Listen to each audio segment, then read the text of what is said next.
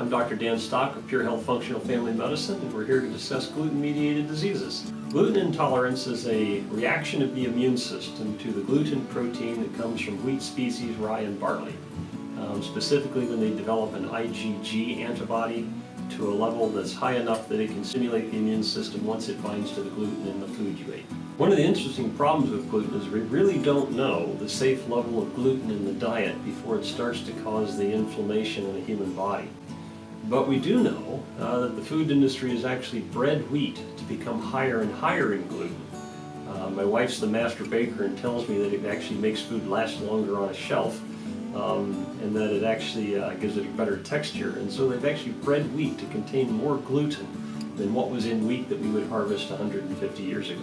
Most people who have gluten intolerance will tell us that about 30 minutes after they eat a meal, or within 30 minutes of eating a meal containing gluten, they'll start to have abdominal cramping, bloating, frequently diarrhea, a lot of the symptoms that are called irritable bowel syndrome. Typically they'll tell us they have the need to go defecate rapidly.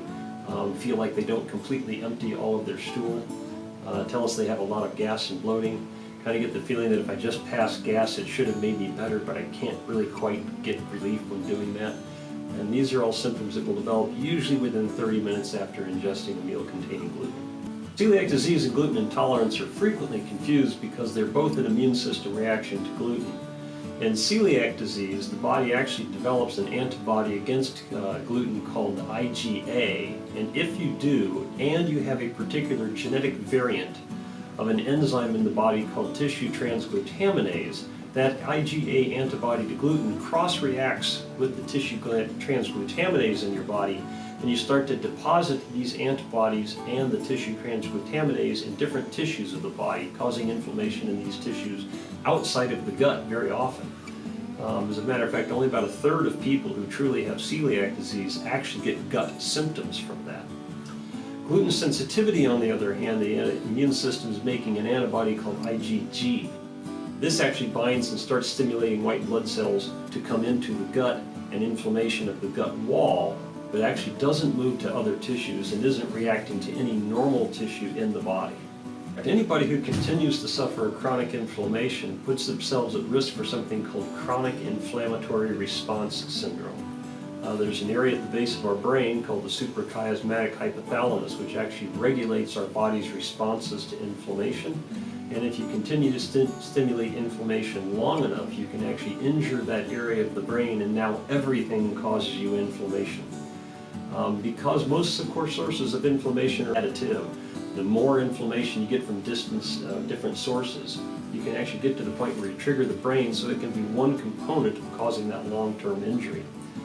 In addition, the immune system in general, if you continually stimulate it, you can actually make certain white blood cells that make antibodies start to overgrow in the body. At least we think that's part of the pathogenesis of something called idiopathic monoclonal gammopathy. I don't know that time alone is a good explanation of why somebody loses their gluten intolerance, but you can lose your gluten intolerance. We have to understand that when you develop an immune system reaction to gluten, which is what's happening in gluten intolerance, you're having an abnormal immune system reaction. Gluten never hurts you in general. It's not like a bacteria that invades you. So your immune system is reacting to something that it really shouldn't react to, like it does in allergies. So if you took away all of the things that were making your immune system misreact in the first place, you can actually make your immune system start to ignore gluten again, and then it won't cause the immune system perturbation being caused by gluten. It's important to know that gluten can hurt people in ways that don't even involve your immune system, but it is possible to make somebody so that their immune system will quit attacking gluten. I'm Dr. Dan Stock of PureHealth Functional Family Medicine. I encourage anybody who has any questions about gluten-mediated disease to contact us either through the website or my email at drstock@purehealthmed.com or our telephone number 317-559-2515.